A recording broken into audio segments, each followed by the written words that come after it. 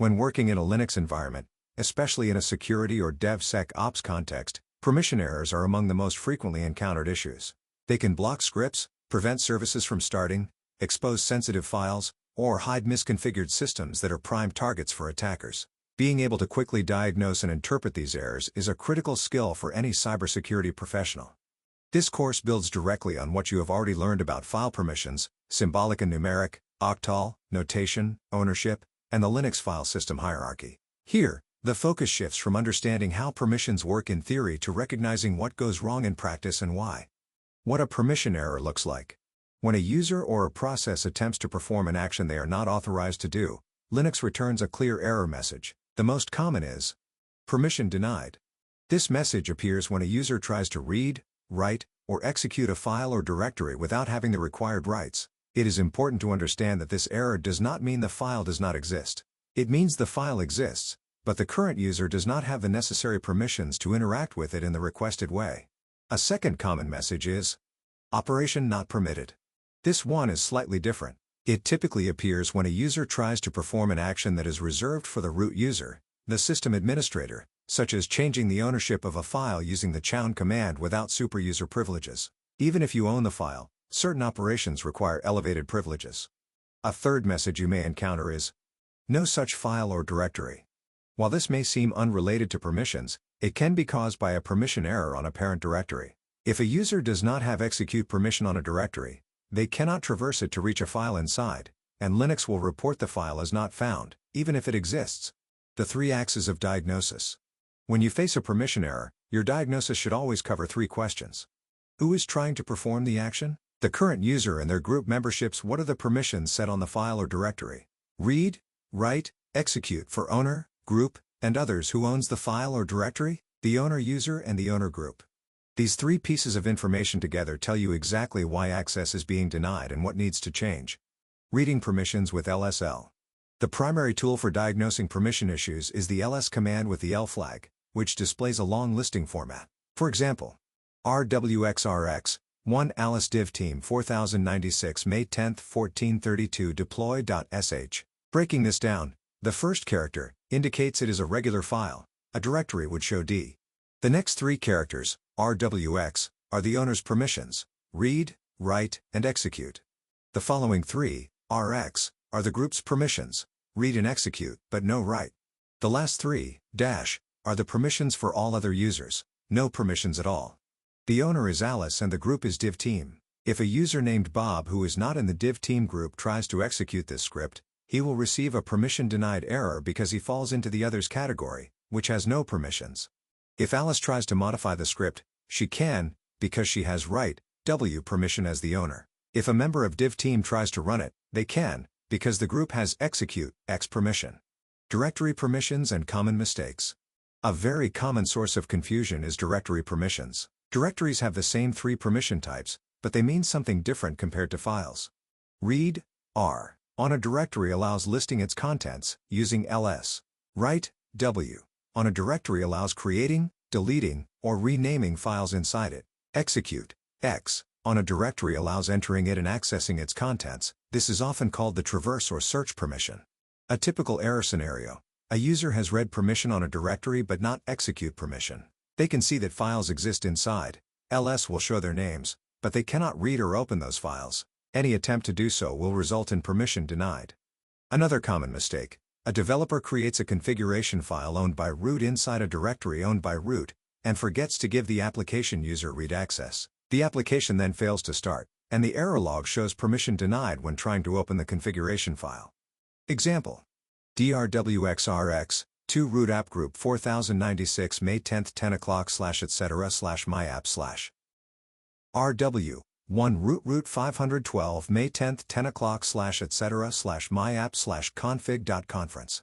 Here, a user in the API group can enter the /etc/ /myapp/ directory, execute on the directory, but they cannot read config.conference because the file is owned by root and only root has read permission on it, rw. The correct fix would be to change the group of the file to app group and give the group read permission or adjust the file permissions. Checking the current user and group memberships.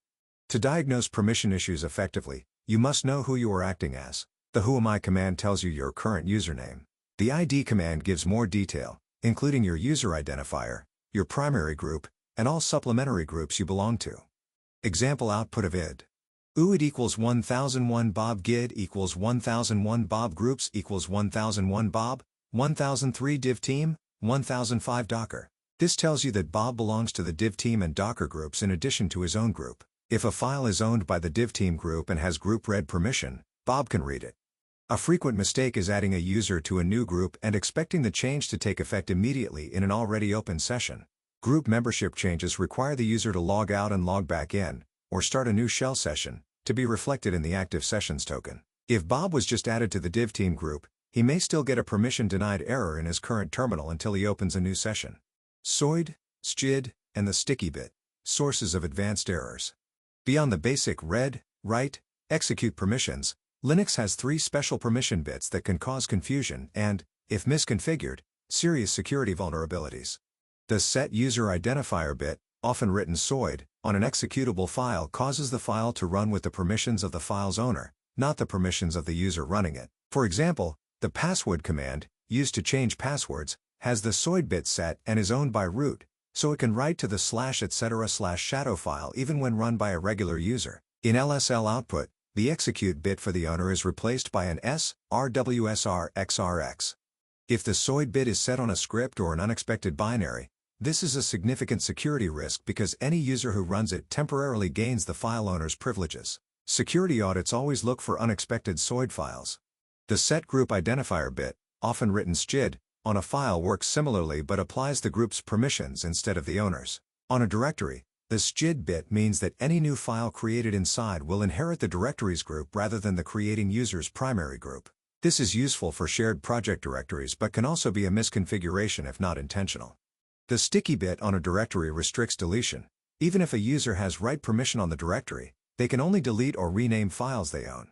The classic example is the /tmp directory, rwxrwxrwt, where everyone can write files but cannot delete other users' files. If the sticky bit is missing from a shared writable directory, any user could delete anyone else's files in it. Using stat for deeper inspection. While LSL gives a quick view, the stat command provides a more detailed breakdown of a file's metadata, including its permissions in both symbolic and numeric format, its owner and group, its inode number, and timestamps. Example: stat/etc/myapp/config.conference. Output might show file /etc/myapp/config.conference. Access 0600/rw, UID 0/root, gid 0/root. This confirms the numeric permissions, 0600, the symbolic representation, RW, and that both owner and group are root. This level of detail is essential when diagnosing subtle issues, especially when the LS output is truncated or when you need to confirm special bits. Common real-world scenarios. Scenario 1. A web server cannot read its own configuration file. A web server process runs as the www data user. The configuration file /etc/nayanx/nayanx.conference is owned by root with permissions RW. The server fails to start with a permission denied error. The fix is to either change the group of the file to www data and add group read permission, RWR, or to make the file world readable, RWRR, though the latter is less secure. Scenario 2. A script cannot be executed. A developer writes a shell script and uploads it to the server. They try to run it and get permission denied. The script file has permissions RWRR. There is no execute permission for anyone. The fix is to add execute permission, for example with chmod u plus x script.sh to give the owner execute permission. Scenario 3. A user cannot delete a file they did not create in a shared directory.